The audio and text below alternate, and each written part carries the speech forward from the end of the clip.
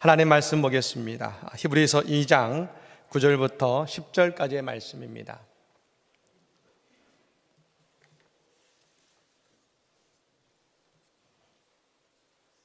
다시 일어나셔서 하나님의 말씀을 들으시기 바랍니다.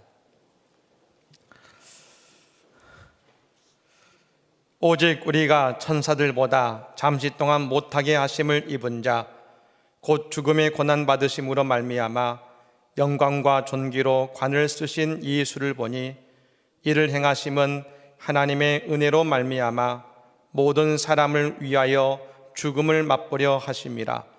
그러므로 만물이 그를 위하고 또한 그로 말미암은 이가 많은 아들들을 이끌어 영광에 들어가게 하시는 일에 그들의 구원의 창시자를 고난을 통하여 온전하게 하심이 합당하도다. 아멘. 주님의 말씀입니다. 아멘. 자리에 앉으시기 바랍니다. 말씀을 전하기 전에 여러분 오늘 또 기쁜 소식을 함께 나누겠습니다. 우리 교회에 새롭게 등록하신 믿음의 교우가 계십니다. 네, 우리 조현정 집사님께서 인도하셨습니다. 허윤진 집사님 어디 계십니까? 네, 잠깐 환영하겠습니다. 수고하셨습니다.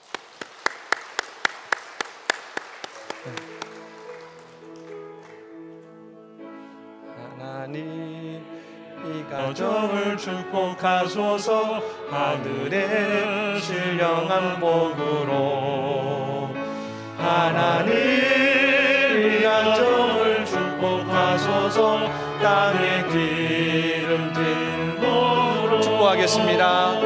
자손 대대로 주님의 축복 영원히 주시옵소서.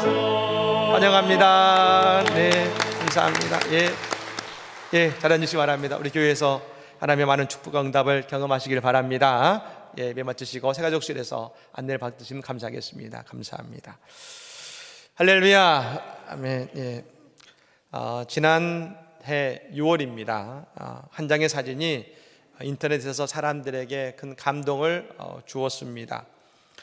그것은 멕시코에서 한 선생님 한 분이 트럭에서 아이를 가르치는 그 모습이었습니다.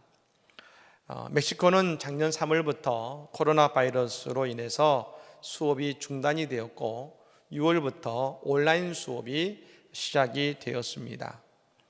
하지만 여러분, 멕시코는 초등학생 가운데 온라인 수업을 할 수 있는 컴퓨터를 가지고 있는 학생들이 약 37%밖에 되지 않고, 또한 거기에 이 인터넷을 할 수 있는 상황도 좋지 않기 때문에 실제로 수업을 듣는 학생들은 얼마 되지 않았다고 합니다. 또 이 멕시코는 유급 제도가 있습니다. 옛날 우리나라도 그런 제도가 있었습니다만 수업 일수가 부족하거나 성적이 좋지 못하면 유급이 됩니다. 그래서 이 멕시코도 고등학교까지 무상교육입니다만 실제로 고등학교를 졸업하는 학생 퍼센테이지가 60%가 넘지 못한 것을 보면 사실 쉬운 것은 아니지요. 여러분, 그러자 이 나이 플로레스라는 선생님께서 자신의 반 학생들이 인터넷 수업을 듣지 못해서 유급당할 것을 걱정하기 시작했습니다. 남편과 고민한 것이죠. 어떻게 하면 좋을까요? 고민을 하다가 트럭을 한 대 사기로 한 것입니다. 그리고 그 트럭 위에 책상과 여러분 의자를 놓고서 그 아이들 한 명 한 명을 찾아가서 바람과 햇빛 아래서 마스크를 쓰고 이 학생들을 공부시킨 것입니다. 그리고 단 한 명도 유급 없이 학기를 무사히 마칠 수 있게 한 것입니다. 이 아름다운 소식이 멕시코 내에 전해지자 다른 사람들도 학생들을 교육하는 일에 동참하기 시작했습니다. 밤에 영업을 하는 술집들이 낮 시간 동안에는 학생들에게 인터넷 장소를 제공하기 시작했고, 또 많은 가정들이 자신의 가정에서 아이들이 인터넷 수업을 들을 수 있도록 공간을 제공하기도 한 것입니다. 물론 많은 아이들이 유급을 당했지만 한 교사의 선한 마음이 다른 사람들의 선한 마음을 이끌어내는 결과를 가져온 것입니다. 그렇습니다. 지금 상황이 어렵고 힘들다 하더라도 오늘 우리 성도들은 이 어려운 시대를 향해 소망을 선포하기 시작하고 소망을 실천하기 시작할 때에 이 땅에 은혜의 선순환이 일어나기 시작하는 것입니다. 그래서 우리는 환경을 뛰어넘어 우리는 소망 안에 살아가게 되는 것입니다.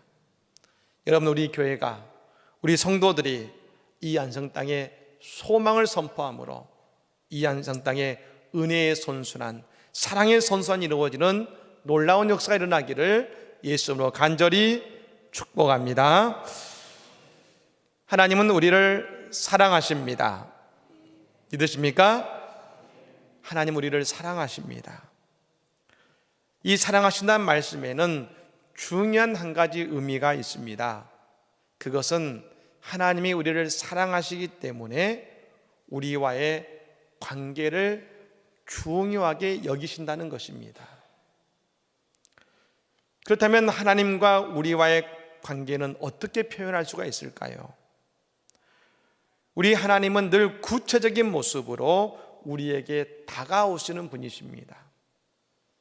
하나님은 보이시지 않지만 늘 우리의 삶 속에 구체적인 모습으로 다가오시고 말씀하십니다. 말씀으로 천지를 창조하셨고 말씀이 육신이 되어 이 땅에 오신 것입니다. 즉 말씀은 보이지 않지만 우리 앞에 구체적인 어떤 형상으로 우리에게 보여주시고 우리가 깨닫게 하시는 것입니다. 그럼 하나님은 우리를 사랑하시는데요, 어떤 모습으로 우리를 사랑하시는가? 그것은 우리를 가족으로 우리를 받아주시고 우리를 하나님의 가족으로 여기신다는 것입니다. 그래서 모든 것을 우리들과 함께 나누기를 원하신다는 것이죠. 그래서 우리가 하나님을 믿을 때에 하나님 향해서 우리는 이렇게 부르게 됩니다. 아바, 아버지. 한번 따라해 보시겠습니까? 아바, 아버지. 우리는 하나님을 아버지라 부르는 것이죠. 제가 최근에 들었던 이 정통 유대인이 부르는 히브리어 찬양 가운데 아바라는 찬양이 있습니다. 이 아바가 아버지라는 뜻 아니겠습니까? 그 찬양의 가사가 이렇습니다. 그분은 우리를 지키시는 분이시고 그분은 우리를 사랑하는 분이십니다. 그분은 모두의 아버지입니다. 유대교도 그리스도교도 모두 다 하나님을 이렇게 고백합니다. 하나님은 아바, 아버지, 우리의 아버지이십니다. 전 세계에 많은 종교들이 있습니다. 그런데 여러분, 그 종교를 믿는 사람들 가운데 그들이 믿는 신을 향해서 아버지라 부르는 종교는 없습니다. 오직 그리스도교만이 하나님을 향하여 우리는 아버지라고 고백하는 것입니다. 여러분, 그래서 하나님은 우리에게 우리가 주님의 자녀임을 알게 하시죠. 야고보서 1장 18절의 말씀을 이렇게 말씀드릴 수 있습니다. 그분이 진리의 말씀을 통해 우리에게 새 생명을 주시고 우리가 당신의 새 가족의 첫 자녀들이 된 날이 당신에게는 기쁨의 날이었습니다. 하나님은 우리를 당신의 자녀로 받아주시고 그날을 기뻐하셨다는 것 아니겠습니까? 사랑하는 여러분, 하나님은 우리의 아버지 되심을 믿으시기를 바랍니다. 그러니까 하나님이 우리의 아버지 되심은 곧 우리가 하나님의 자녀라는 의미 아니겠습니까? 우리가 이 땅에 태어나고 창조되었습니다만, 근데 여러분, 우리가 이 땅에 태어났다는 것만으로 하나님의 가족이 되는 것은 아닙니다. 우리가 하나님의 가족이 될 수 있는 것은 우리는 다시 태어나야 됩니다. 예수님은 이것을 이렇게 말씀하셨습니다. Born again, 거듭남. 우리는 거듭나야 하나님의 가족, 하나님의 자녀가 될 수 있는 것입니다. 그럼 우리는 언제 거듭날 수 있습니까? 우리가 예수님을 믿는 믿음이 있을 때에 우리는 거듭나고 우리는 하나님의 가족이 되는 것입니다. 갈라디아 4장 7절의 말씀에 이렇게 말씀합니다.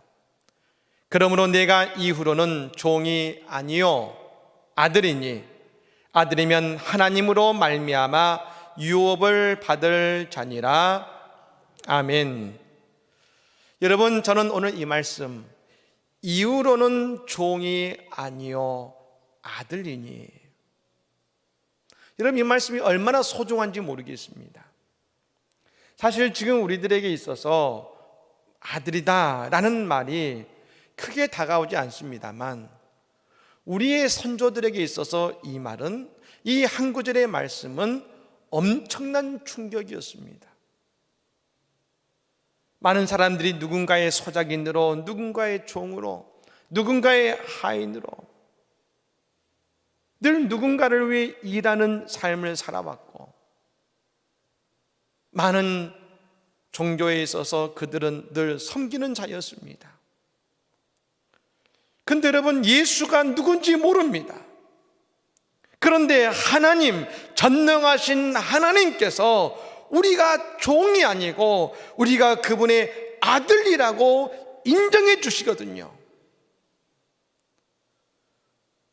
여러분, 그 말을 듣는 순간 그들의 삶과 그들의 가슴이 무너져 내린 것입니다. 내가 종이 아니라 내가 하나님의 아들이래. 예수 믿는 것이 무엇이냐? 종에서 아들이 되는 것이구나. 그들에게 그보다 벅찬 일이 어디 있었겠습니까? 여러분, 바울 사도가 예수를 만나기 전까지 그는 하나님을 섬겼지만, 그는 아들로서 하나님을 믿고 섬기는 것이 아니라 종으로서 섬겼었습니다. 근데 여러분, 바울이 예수를 만난 이후에 생긴 가장 큰 변화는 예수님을 통하여 하나님을 아들로서 섬기게 되었다는 것입니다. 그래서 여러분, 바울 사도는 그가 보내는 모든 편지에서 반드시 이 한마디를 꼭 집어넣었습니다. 한번 따라해 보실까요? 그리스도 안에서, 그리스도 안에서. 믿으십니까? 바울 사도는 그의 편지에서 늘 그리스도 안에서라는 말을 얼마나 많이 사용한지 모릅니다. 여러분, 이 그리스도 안에서라는 말은, 바울은 하나님의 자녀요, 그리고 그가 편지를 보내는 고린도 교회, 에베소 교회, 빌립보 교회, 그 모든 교회들 역시, 그 성도들 역시 하나님의 자녀라는 뜻입니다. 우리는 모두 다 하나님 안에서 한 가족입니다. 한 형제입니다. 여러분, 그 말을 그는 늘 이 한마디로 함축했습니다. 그리스도 안에서. 바울은 늘 자신이 높은 자리에서 가르치는 것이 아니라 가족으로서 좋은 것을 권면하고 있다고 그들에게 말하고 있는 것입니다. 혹시 여러분, 오늘 이 자리에 우리가 저 바울처럼 예수를 믿으면서 하나님의 아들로서 하나님을 섬기는 것이 아니라 종으로서 섬기는 성도가 있지는 않으십니까? 그래서 종으로서 하나님을 섬기는 사람들은 열심히 주의를 하는 것 같지만 얼굴에 평안이 없습니다. 하지만 아들로서 하나님을 섬기는 사람은 그 얼굴에 평안이 있고 그의 입술에 찬송이 있는 것입니다. 사랑하는 여러분, 우리는 하나님의 자녀이며 우리는 이 하나님의 유업을 받은 자임을 믿으시기를 바랍니다. 근데 우리는 고민이 있죠. 나는 정말 하나님의 자녀가 맞는가? 아니, 여전히 내가 종으로 섬기고 있지는 않는가? 그래서 예수님은 우리에게 세례를 통해서 우리가 하나님의 가족이 되었음을 세상에 알게 하신 것이고 우리 스스로도 알게 하신 것입니다. 니게네 목사님은 세례를 이렇게 말씀하셨습니다. 세상에 나는 하나님의 가족이라는 것이 부끄럽지 않다고 말하는 것이다. 여러분, 세례가 왜 중요할까요? 세례는 우리가 하나님의 영원한 가족의 교제에 들어가게 되었다는 것을 의미하는 것입니다. 또한 우리가 세례를 받음으로 예수님의 십자가를 통해서 우리의 옛 삶은 죽고 이제 그리스도 안에서 새로운 삶을 살고 있다는 것, 즉 하나님의 가족이 되었다는 것을 세상에 알리는 것입니다. 그런데 여러분, 우리가 오해하면 안 되는 것은 우리가 세례를 받기 때문에 하나님의 가족이 되는 것이 아니라 우리가 예수를 믿기 때문에 우리가 하나님의 가족의 일원이요 하나님의 자녀가 된 것을 믿으시기를 바랍니다. 여러분, 세례는 뭐냐? 저 결혼식의 혼인예물인 반지와 같은 것입니다. 결혼식을 할 때에 우리는 혼인의 예물로, 결혼의 상징으로 반지를 주고받지 않습니까? 그리고 그 반지를 끼고서 말입니다, 길을 걸으면 사람들이 알아봅니다. 저 사람은 결혼했구나.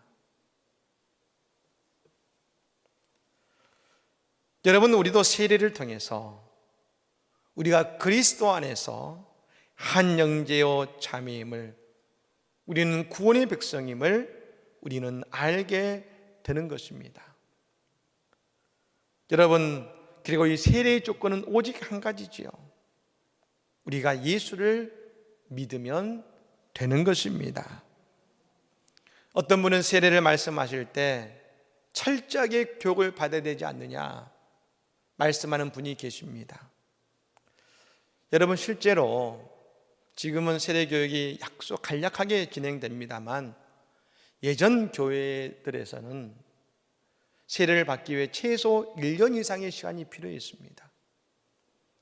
그리고 여러분, 세례식만 있는 것이 아니라 세례식이 진행되기 이전에 축기 의식, 기름을 바르는 의식 등 수차례의 의식을 지난 다음에야 비로소 세례를 받을 수 있었습니다. 그래서 여러분, 시간이 없고 여러분 경제적으로 여유가 없는 사람은 세례받기 어려웠습니다. 여러분, 초대교회는 언제 세례를 주었습니까? 초대교회를 보면 예수를 믿고 받아들이는 그 순간 모두 다 세례를 받고 세례를 주었습니다. 오순절 마가의 다락방에 120 문도가 성령의 세례를 받은 이후에 그 디아스포라 유대인들이 몰려들어서 예수의 복음을 전해 듣고 예수를 믿자 그날에 3,000명이 넘는 사람들에게 세례를 베풀고 그들이 그리스도의 제자가 되게 했습니다. 빌립이 저 광야에서 에티오피아 내시를 만났습니다. 그에게 예수 그리스도를 전하자 그 에티오피아 내시가 예수를 믿었습니다. 그러자 물가로 내려가 그 내시에게 세례를 주므로 그가 그리스도인이 된 것입니다. 이 에티오피아 내시가 특별한 교육을 받은 것이 아닙니다. 하지만 그가 그의 나라로 돌아가 그가 그리스도인으로서 하나님의 교회를 세우고 수많은 사람들에게 예수 그리스도의 복음을 전한 것입니다. 여러분, 우리 교회도 어떻습니까? 119년 전에 민노아 선교사가 이 안성 땅을 지나면서 두 분의 우리의 교회에 말입니다, 이 안성 땅의 두 분의 성도에게 예수의 복음을 전하자. 그분들이 예수를 믿고 그것을 통해 우리 교회가 시작된 것 아니겠습니까? 교육을 받아서 세례를 받은 것이 아닙니다. 오직 예수를 믿기로 작정하자 세례를 주었고, 그것이 신앙의 뿌리가 되었고, 오늘 우리 안성 제자기독교회라는 하나님의 복된 교회가 여러분 이루어진 것 아니겠습니까? 그리고 그 세례받은 분들은 세례를 통하여 생명을 걸고 예수를 믿었던 것입니다. 여러분, 예수님 승천하며 주셨던 지상 최대의 명령, The Great Commission이 있습니다. 마태복음 28장 19절부터 20절까지의 말씀이지요. 그러므로 너희는 가서 모든 민족을 제자로 삼아 아버지와 아들과 성령의 이름으로 세례를 베풀고 내가 너희에게 분부한 모든 것을 가르쳐 지키게 하라. 볼지어다 내가 세상 끝날까지 너희와 항상 함께 있으리라 하시니라. 아멘. 예수님께서 아버지와 아들과 성령의 이름으로 세례를 베풀라 하셨습니다. 즉 모든 민족으로 하나님의 가족, 하나님 안에서 한 형제요 자매가 되는 은혜의 확정을 원하고 계시는 것입니다. 여러분, 그러므로 우리가 땅끝까지 세례를 베푸는 것이 우리의 사명이며 영적인 과제임을 믿으시기를 바랍니다.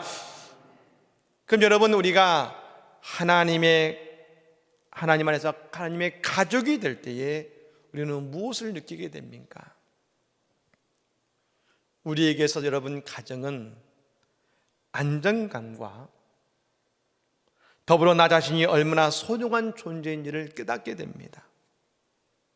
그리고 우리는 가정을 통해, 부모의 사랑을 통해, 가족의 사랑을 통해 내가 사랑받는 존재임을 확인하는 자리인 것입니다.